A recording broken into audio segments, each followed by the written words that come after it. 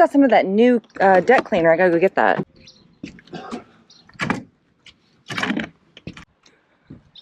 What are we doing right now? My favorite thing in the whole world. We're washing all the bird shit off the boat. Okay, try it again without saying shit. We're cleaning up all the poopy from the little stowaways. Our lazy cat won't eat them, so.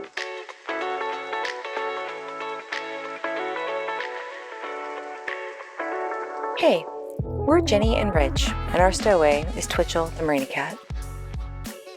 We've been documenting the refit of our 1977 Toyota 37 Ramble on for the past several years. I don't think there's a single part of this boat that we haven't repaired, replaced, or improved in some way. We're proud to say we've done 99.9% of the work ourselves. We've gained a lot of knowledge and experience in the process, and we're happy to pass that wisdom on.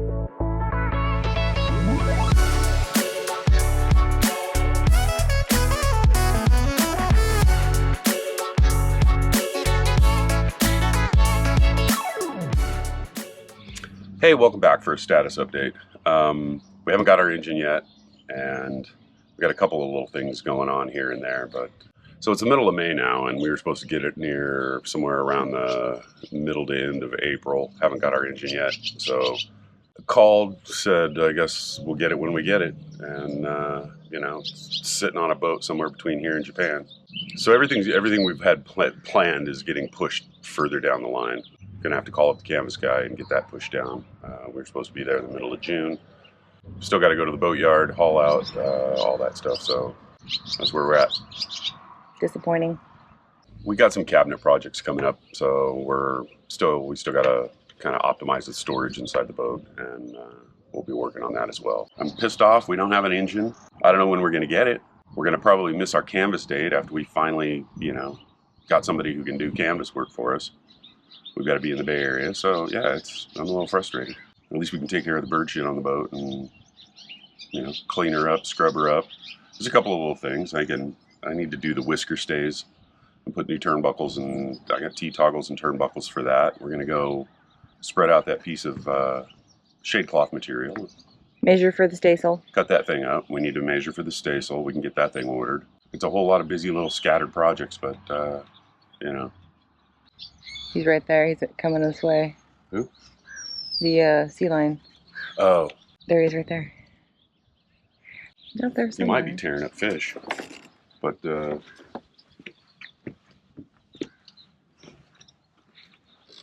see his bubbles. Hey, he won't. We should talk about her being on a diet.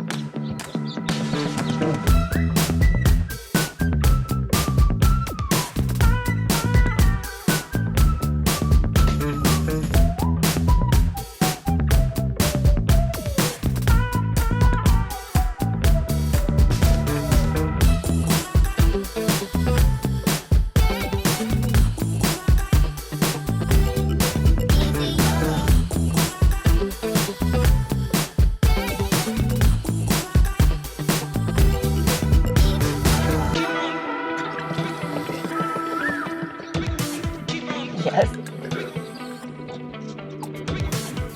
So do you remember to close all the hatches when we started washing the boat? I did. You didn't. What?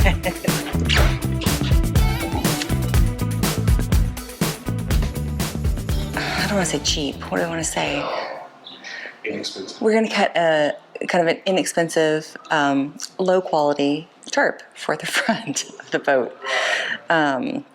I got this stuff on sale at Sailboat. It's actually, they use it for construction. So we're just going to do something that we're going to have a D-ring at one end, and we're going to run it up with a halyard, and a D-ring at the other end that we're just going to tie to the forestay, and then a couple grommets on the corners, something that's easy to put up, easy to take down. It's going to be 94 today. I don't bring my sewing machine, so we're not going to have it up today. But this summer it's going to get hot, so it's nice to maybe just have some little bit of shade over the front of the boat.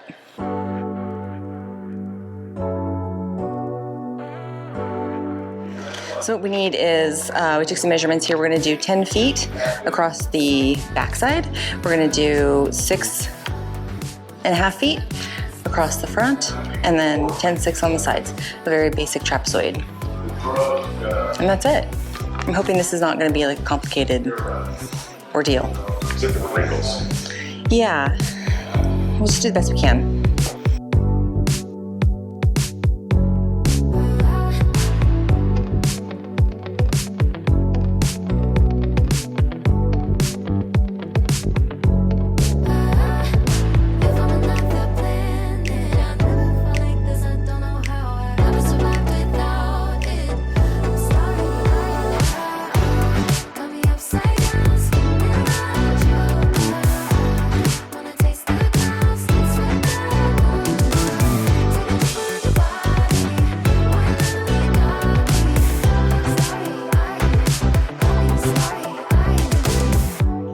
Give an update on the tarp that we cut out earlier this weekend, and I went ahead and sewed the edges and put on the D-rings, and I'm just kind of finishing that up and trying to figure out what I want to do for the corners.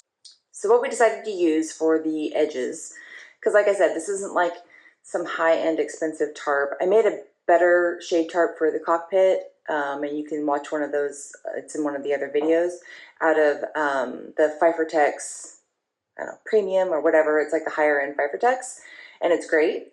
But this stuff is just, I wanted something a little bit lighter weight, so we decided to go with this, the cloth that was, it actually was on clearance, I think, from Sailboat, and it was like maybe $10 a yard for like 148 inches or something is the width of the fabric, so it's giant. Anyway.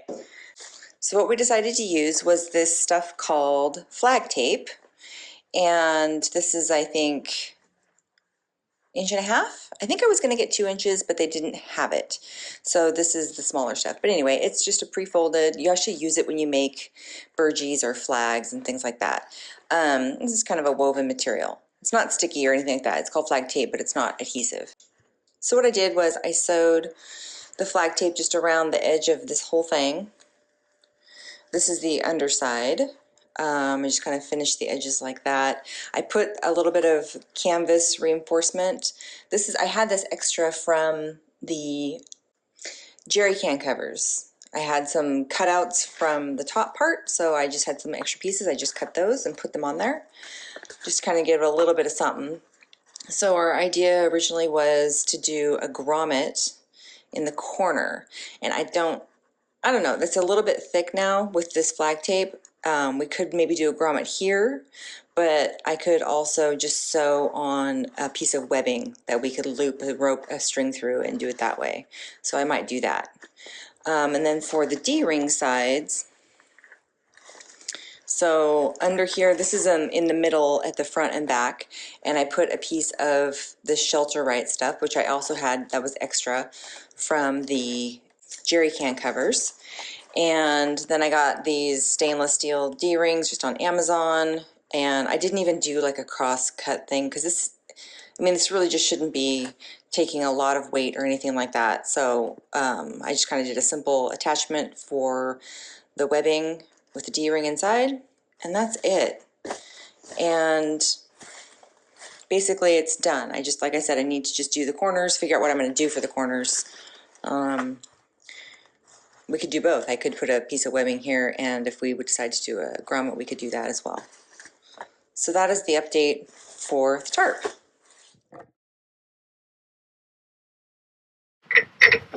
I'd say one of the victims of our shed fire was our 5 diesel jugs.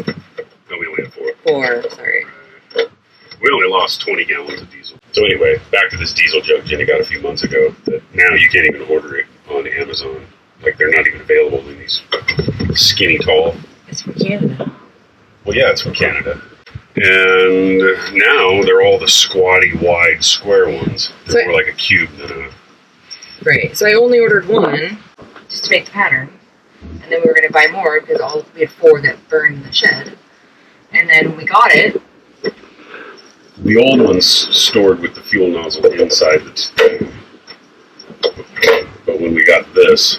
We got this screen or whatever, which is all fine and good, but then you got no place to store the nozzle. You always have to store it with the nozzle on like that. Was that nozzle even the one we're going to be using? No. And these nozzles are whatever. Garbage. Biggest. So we finally got that. You got that thing out. Yeah, so I just wiggle that thing out and it popped right out. So. And that will store in there. We just have to buy a different nozzle. Yeah, I'll get different nozzles. You can get different nozzles on Amazon. You know what was funny? Because there was actually a thread on the internet about diesel jugs and how terrible they are with these types of nozzles. And I saw a cap that screws down on top of here that would be for like sealing up this hole right here. And when I clicked on it and put our zip code in on Amazon, it says this is not available in your area. Well, luckily we have relatives in Nevada. Yeah. Okay, so we are going to store diesel on deck. Yeah, I'm planning on probably having a couple of jugs on here. I don't think we need I don't know if we need 4 jugs. I mean, that's 20 gallons. I don't know. But so what we were going to do originally for the old ones was I was going to sew a canvas sun cover because they do bake in the sun. Yeah. All right, so we'll make a pattern for that today, so I can figure out how to. I have no idea how to sew one of these. Okay, this should be interesting then.